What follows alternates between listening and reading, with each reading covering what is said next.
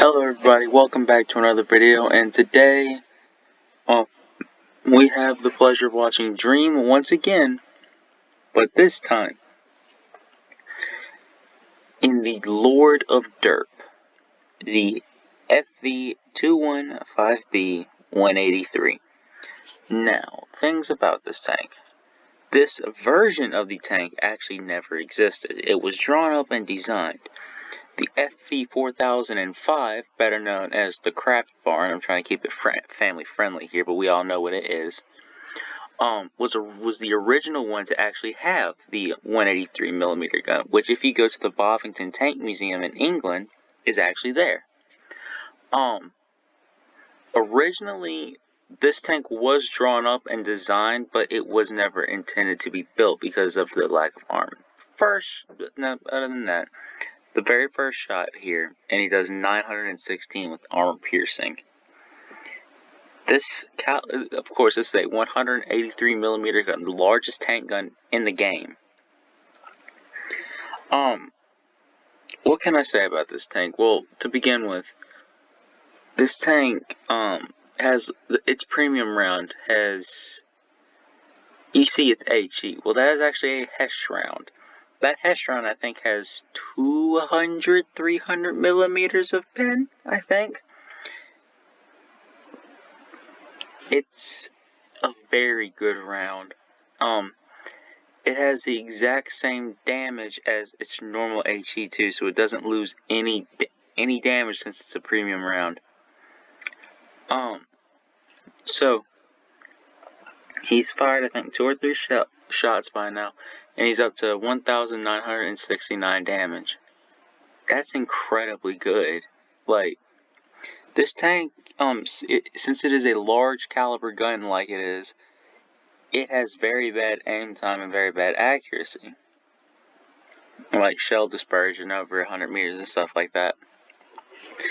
But as you can see here, he can just come around this corner and boop, 942 health, gone like that.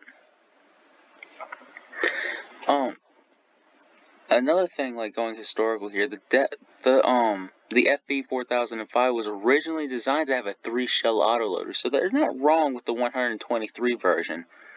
But originally it was intended for a 183mm gun to be fitted with a 3-shell rotary autoloader, kind of like what the Foch was intended to have with its 3-shell, kind of like a revolver, like a cylinder.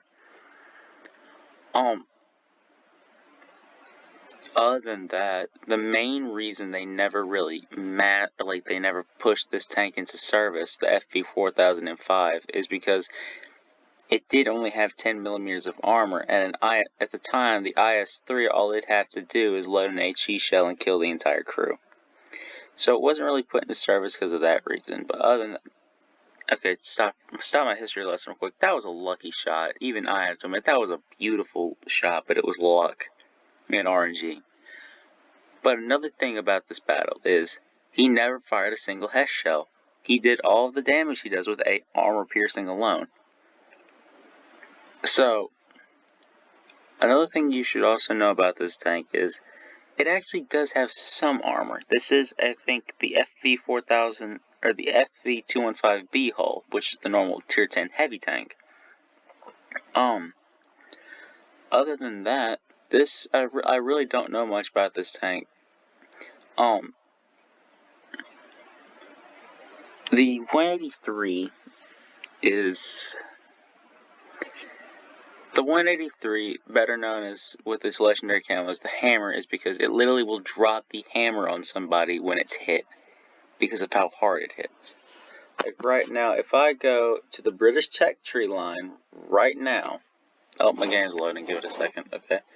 If I go to the British Tech Tree right now, and I look over at the FV183, it doesn't have much hull and turret armor or anything like that. It can still be pinned, but it does get troll bounces.